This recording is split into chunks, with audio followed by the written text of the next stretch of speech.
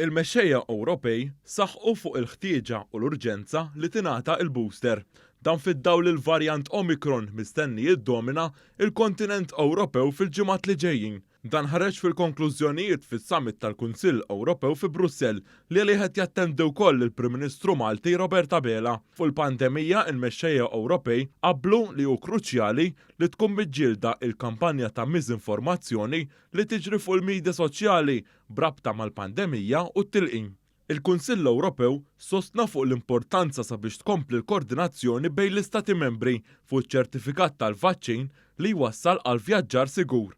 Hawnhekk il-mexxejja Ewropej saħħu wkoll li jekk pajjiż Ewropew iżid restrizzjonijiet għandu iżomm il-funzjonijiet tas-suq ħieles.